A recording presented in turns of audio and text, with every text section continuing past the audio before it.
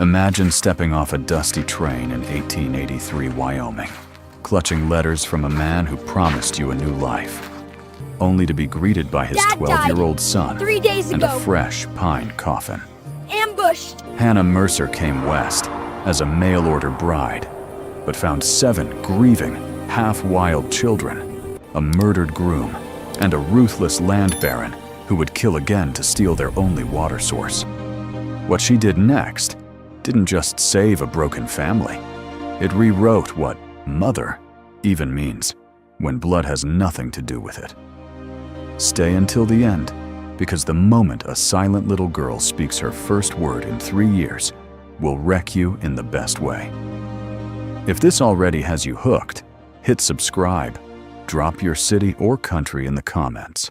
I read every single one. And share with someone who needs to remember that real family is chosen, not born. Let's ride this one together. The Union Pacific screeched to a halt at Red Elk, Wyoming, in the fading light of 1883, spitting black smoke like a dragon with a grudge. Hannah Mercer, 28, stepped onto the platform, her worn valise creaking under the weight of her last hopes. Her boots crunched against gravel, kicking up dust that stung her eyes. The air smelled of coal and sagebrush, sharp and unforgiving. She clutched Elias Broderick's letters, pages worn soft from months under her pillow, promising a sturdy home by Coyote Basin, 7 children needing a mother, and a man whose words felt like a hand extended across the plains. No one waited. No broad-shouldered rancher with a shy smile. Just a platform empty as a broken promise, the horizon swallowing the sun in a blaze of blood orange. Her heart thudded, heavy as the satchel in her grip. Then, from the shadows of the station's overhang, a boy emerged. 12, maybe, all sharp angles and sun-bleached hair. Jude Broderick's eyes were red-rimmed, hollowed by grief no child should carry. Behind him, a rickety wagon held a pine coffin, its wood so fresh it still wept sap. "Pa's dead," Jude said, voice cracking like dry timber. 3 days ago. Ambushed on the trail home. The words landed like a rifle shot, clean and final. Hannah's knees buckled, but she locked them, refusing to sway. The letters in her hand felt like ash. "Ambushed!" Her voice rasped, barely louder than the wind, keening through the station's warped boards. Jude nodded, staring at the ground, as if it might open and swallow him whole. "They buried him quickly. Said it was bandits. Ain't much else to tell." The train's whistle screamed, iron wheels groaning as it lurched eastward, carrying away her only road back to Boston.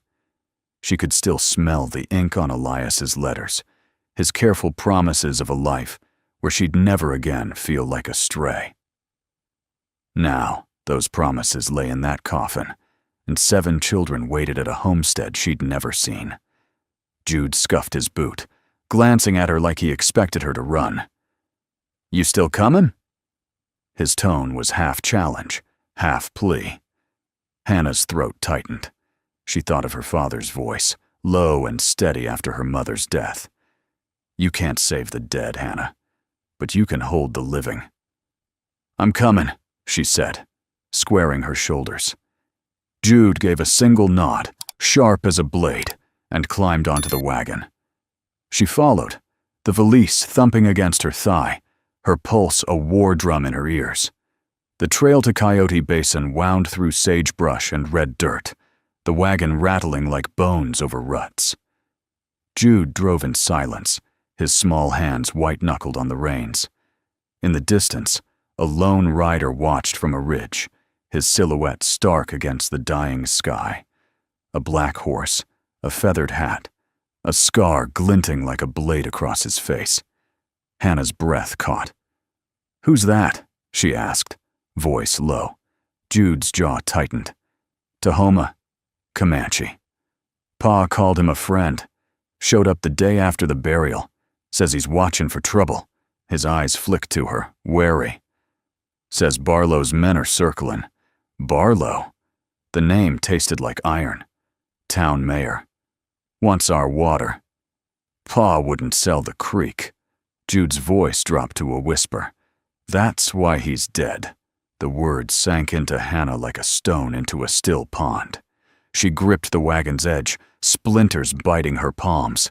The rider, Tahoma, raised a hand, not in greeting, but in warning, then turned his horse and vanished into the dusk. Her stomach twisted. She'd come west for a husband, not a war. The Broderick homestead appeared as the stars began to prick the sky, a squat cabin leaning against the wind, its chimney cracked like a broken tooth. The barn door hung askew, flapping in the breeze. A water barrel lay toppled, its contents long soaked into the dirt. Hannah's boots sank into the mud as she stepped down, the air thick with the scent of ash and something sour. Jude lit a lantern, its light spilling across the yard. They're inside, he said, nodding toward the cabin. Ain't eaten proper since Pa. He trailed off, swallowing hard. Hannah straightened, dusting her skirt as if she could brush away the weight settling on her chest. 7 children. No father. A mayor with blood on his hands, and a Comanche warrior circling like a hawk. She'd wanted a home, not a battlefield. But as she followed Jude toward the cabin's crooked door, the lantern casting long shadows across the red earth, she felt the first stirrings of something fiercer than fear, a resolve as unyielding as the Wyoming plains. She'd come empty-handed, a bride for a ghost. But she wouldn't leave these children to the wolves. Not tonight. Not ever. The train's whistle faded into the Wyoming dusk, leaving Hannah Mercer standing alone on the Red Elk platform. Jude's words, "Chachet Roy," ringing like a gunshot. She followed the boy's wagon toward Coyote Basin, the hollowness in her chest heavier than the suitcase in her hand. But as the prairie stretched endlessly before her, a flicker of resolve sparked. She'd come for a new life. She'd find it, one way or another. The Broderick homestead squatted at the edge of Coyote Basin, a low-slung cabin hunched against the wind like a wounded beast. Its warped boards groaned under the weight of too many winters, and the barn door hung crooked, flapping like a broken wing. Hannah's boots crunched on frost-dusted gravel as she stepped from the wagon, her eyes tracing the scene. No smoke curled from the chimney, no lantern glowed in welcome. The place reeked of neglect, not poverty, but something sharper, like fear left to fester. Jude pushed open the cabin door, and the air inside hit her like a slap. Stale grease, ash, and the sour tang of unwashed bodies. 5 children stared from the shadows, their faces gaunt as prairie ghosts. Tim and Kip, the 7-year-old twins, stood shoulder to shoulder, one clutching a bent spoon, the other a cracked bowl, their eyes darting like cornered coyotes. Little Luke, barely 2, sat on the dirt floor, chewing a rag that might have once been a shirt. Ella, 9, lingered by the hearth, her dark braids streaked with dust. She didn't speak, didn't even look up, just scratched at the wall with a charred stick, drawing 3 circles nested inside each other, an arrow pointing down. The other 2 children, Sam and Ruth, maybe 5 and 6, huddled on a pallet, their silence louder than any cry. Hannah set her suitcase down, the thud echoing in the stillness. "Where's the kitchen?" she asked, voice steady despite the knot in her gut. Jude pointed to a corner where a rusted stove leaned against a wall, its pipe bent like a drunkard's spine. She rolled up her sleeves, ignoring the children's stares, and rummaged through her bag for the half sack of cornmeal and dried herbs she'd guarded from thieving hands on the train. The stove took coaxing, its fire spitting like an angry cat. But soon a thin gruel bubbled, the scent of sage cutting through the cabin's gloom. She ladled it into mismatched bowls, pressing them into small, wary hands. "Eat slow," she said. It'll last longer that way." The children obeyed, chewing with the care of those who knew hunger too well. Ella stayed back, her drawing hand still, eyes fixed on Hannah like she was measuring a storm. Hannah didn't push. She'd seen that look before, in Boston alleys, on faces too young to carry it. Night fell hard, the prairie's silence broken only by the wind's low moan. Hannah tucked the children into pallets of straw and patched quilts, their breaths evening out one by one. She sat by the dying fire, Elias's last letter unfolded in her lap, its ink smudged from her fingers. 7 children, he'd written. They need a mother, more than I need a wife. She traced the words, her throat tight, when a creak at the door snapped her head up. A man stood there, tall as a lodgepole pine, his silhouette framed by starlight. A Comanche warrior, clad in deer hide, had a single eagle feather tucked into his black hair. A scar ran from his temple to his jaw, gleaming like a riverbed in the fire's glow. He held no weapon, only a small leather pouch and a knife with a hawk-carved hilt. "Elias saved my life at Red River," he said, voice low as distant thunder. "I am Tahoma. Barlow wants the creek. He killed for it once. He will again." He set the pouch and knife on the table. "For you, I am near." Before Hannah could speak, he was gone, the door creaking shut. She opened the pouch, dried sage and cedar, sharp and clean. The knife's weight felt solid in her hand, its edge keen enough to split bone. She tucked both into her apron, her pulse hammering. Dawn broke gray and cold. Hannah stepped into the yard, scanning the ridge where Tahoma had vanished. The barn caught her eye, its door ajar, hoofprints churned in the mud outside. She crouched, tracing the marks. Not a rancher's boots. Too narrow, too fine. Inside, a water barrel lay shattered, its stave splintered like kindling. On the barn wall, scratched in fresh wood, was Ella's symbol. 3 circles, an arrow down. Her breath caught. This wasn't grief's wreckage. Someone had come before her, leaving signs only a child's eyes had caught. And they'd come again. The hoofprints and splintered barrel haunted Hannah as she bolted the cabin door. Ella's strange symbol. 3 circles, an arrow down, burning in her mind. Someone was circling Coyote Basin, watching, waiting. But as she turned to the sleeping children, their thin faces softened by firelight, she knew the real fight wasn't out there. It was here, keeping this fragile family alive through a Wyoming winter that showed no mercy. Frost clung to the cabin's windows like a thief, creeping thicker each morning as November bled into December 1883. The prairie turned brittle, the wind howling down from the ridge with a bite that cut through quilts and hope alike. Hannah woke to the sound of Luke's cough, a dry rasp that set her nerves on edge. By noon, the 2-year-old's cheeks flushed fever red, his small body trembling in her arms. She pressed a damp cloth to his forehead, but the heat wouldn't break.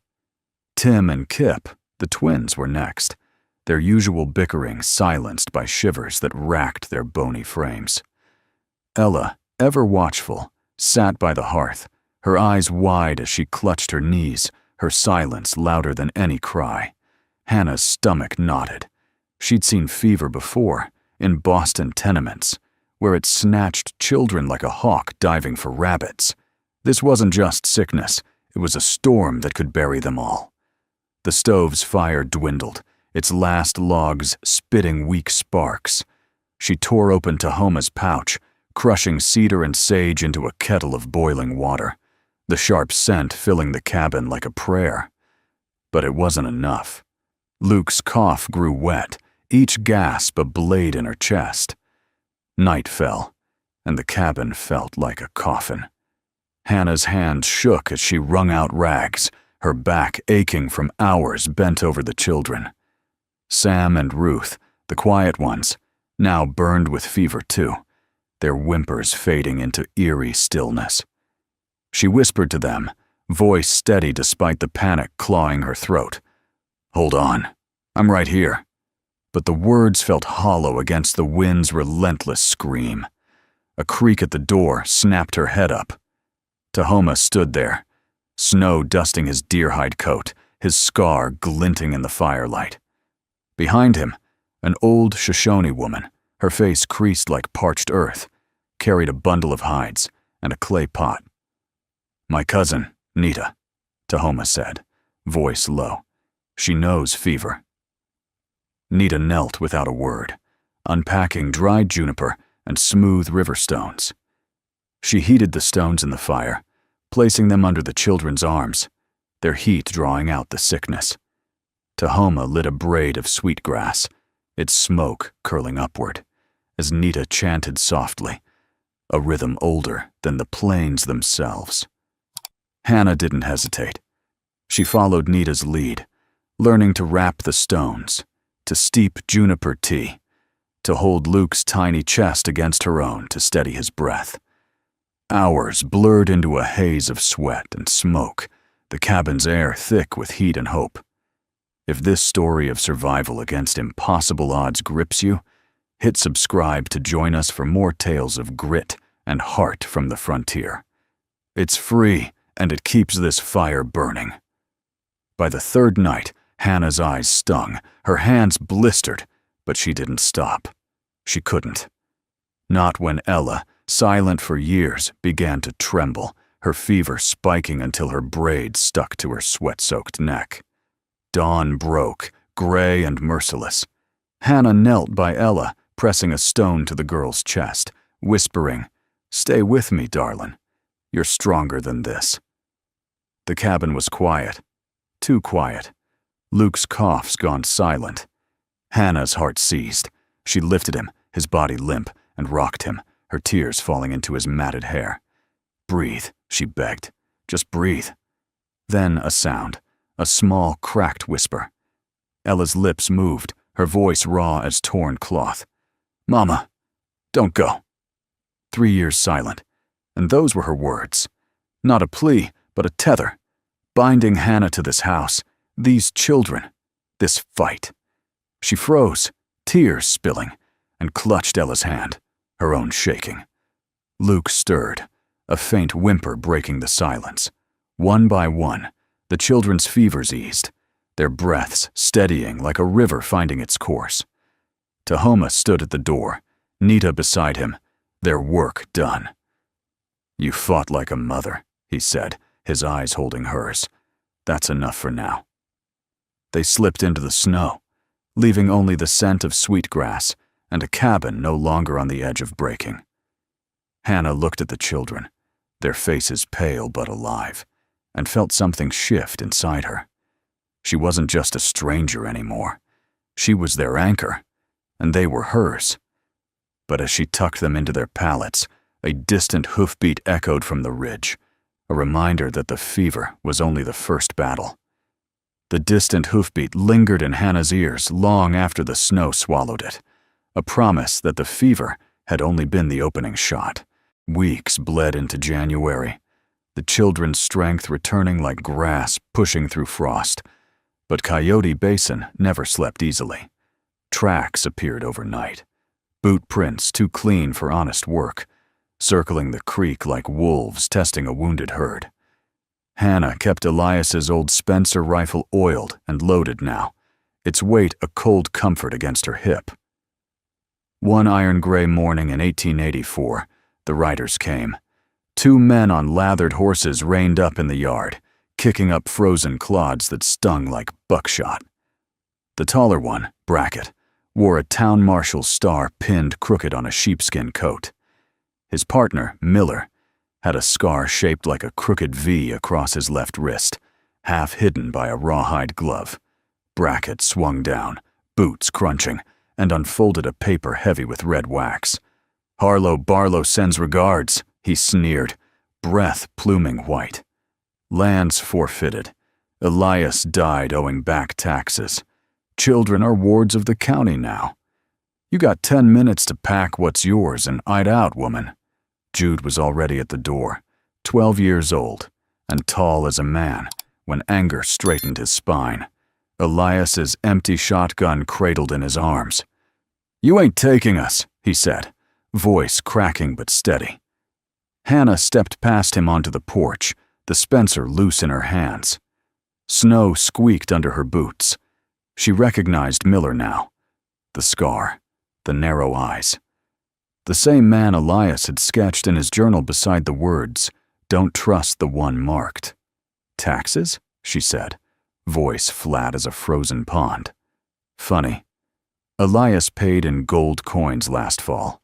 I found the receipt burned halfway in the stove, along with a scrap of Barlow's seal. She let the silence hang, wind whipping her skirts. You boys killed him for the creek. Thought a woman and 7 orphans would fold easily. Brackett's hand drifted toward his Colt. Miller licked cracked lips, eyes flicking to the ridge. Talks cheap, missus. Law says a lot when the judge is bought, Hannah cut in. She raised the Spencer smooth and slow, barrel steady on Brackett's belt buckle. But this rifle doesn't read. For a heartbeat, the yard was still. Only the creak of saddle leather and the low moan of wind. Then the world shifted. From the cottonwoods along the creek came the soft twang of bowstrings drawn tight. Tahoma sat his black stallion in plain sight now. 3 Comanche riders fanned behind him like shadows given flesh. Arrows knocked, feathers steady. No war cries, just silence sharp as a skinning knife. Brackett's face went the color of dirty snow. Doors began to open along the basin. Mrs. Penhaligon stepped from her soddy with a Winchester older than the territory. Old man Clegg limped out, pitchfork reversed like a lance. One by one, neighbors who'd kept their heads down when Elias died now walked into the yard, faces hard with the kind of anger that had been simmering too long. Miller's horse danced sideways, sensing the trap. His scarred hand twitched toward his holster and froze when Tahoma's arrowhead glinted inches from his throat. Drop the iron, Tahoma said, calm as winter water, or feed the crows. Miller's revolver thudded into the snow. Brackett followed, hands high, the smugness leaking out of him like blood from a gut-shot steer.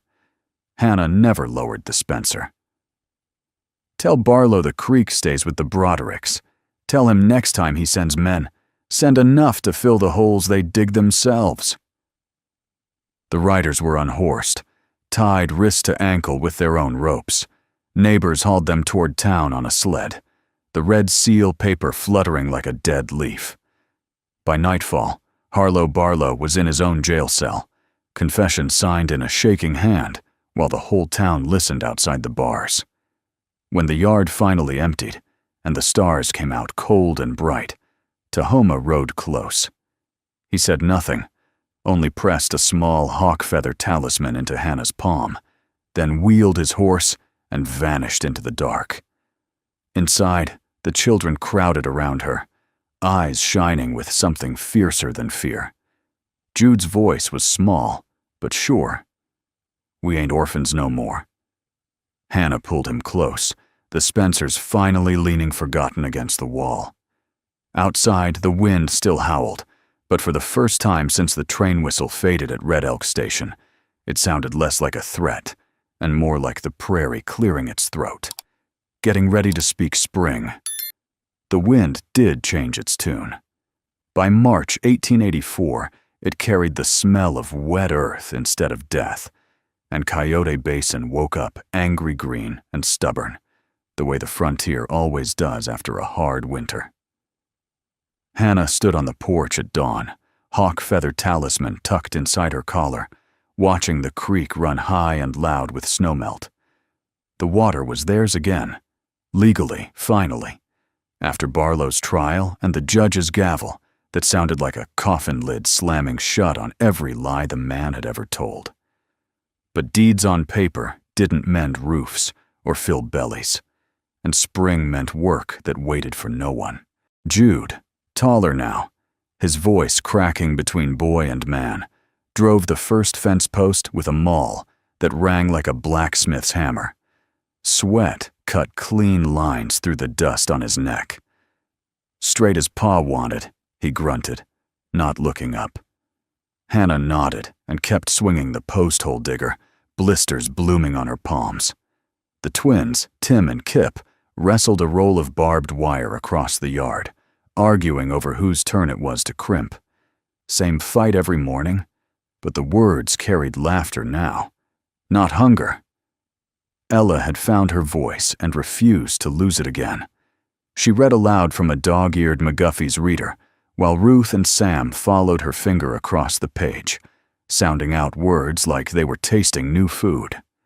Luke toddled after the chickens, shrieking with delight when one flapped away, his cheeks red and sun-browned for the first time in his life.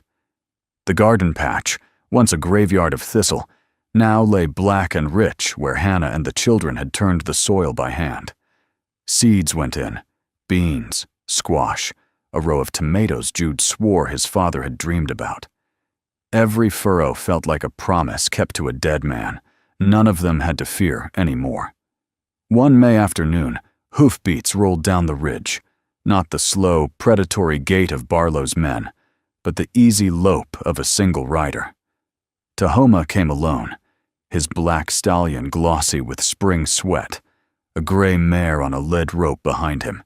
He reined up at the new fence, eyes taking in the straight posts, the green chutes, the children who no longer flinched at strangers. He swung down and handed the gray's reins to Jude. "She's yours. Fast enough to outrun trouble, gentle enough for a boy learning to be a man." Jude's fingers closed on the leather like he'd been handed the horizon itself. Tahoma turned to Hannah. From his saddlebag, he drew a necklace, a single hawk talon wrapped in rawhide and red trade beads. He dropped it over her head without ceremony. "The people do not say thank you with words," he said. "We say it with what lasts." Hannah touched the talon where it rested against her sternum. "You gave us winter," she answered. "We're giving you spring. Stay and eat." He shook his head once. "My place is the wind between here and nowhere." He mounted, looked once more at the cabin. Smoke curling straight now, windows patched with real glass. Neighbors had brought, the yard ringing with voices, and wheeled the stallion toward the open plain. He never looked back. That evening, Hannah opened Elias's old ledger, the one that had survived fire and lies. On the last blank page, she wrote in a hand grown steady from swinging axes and cradling sick children. Hannah Mercer Broderick, head of household, Coyote Basin. Spring 1884, not by blood, by choice, by staying. She closed the book, set it on the mantel beside the hawk feather talisman, and stepped onto the porch. The sun bled red across the grasslands, painting the new leaves of cottonwoods the color of fresh blood turned to promise. Jude leaned against the rail beside her, the gray mare nickering softly in the corral. "Think he'll ever come back?" he asked. Hannah watched the empty ridge where Tahoma had vanished. "He already did," she said. "Every time one of you laughs instead of cries, every time this creek runs free." Below them, Ella's voice rose clear and unafraid, reading to the little ones under the first real shade of the season. Luke chased fireflies that winked on like stars fallen to earth. The prairie stretched wide and wild, but for the first time it didn't feel endless. It felt like home. And somewhere out there, the wind carried the faint echo of hoofbeats. Not coming, not going, just riding the edge of the world, keeping watch. That's the last hoofbeat fading across Coyote Basin. A mail-order bride who stepped off the train into a coffin, 7 half-wild children, and a war over water, and chose to stay until the prairie itself had to admit she belonged. If Hannah's quiet, iron-willed kind of love hit you hard, drop a comment and tell me. What does family mean when it's built by choice instead of blood? Whose story should we write after this one? Thanks for staying in the saddle with me through every blister, fever, and gunshot. You're the reason these frontier fires keep burning. Until the next trail opens, ride safe and keep your heart wide open to the lost ones who might just save you back. See you soon.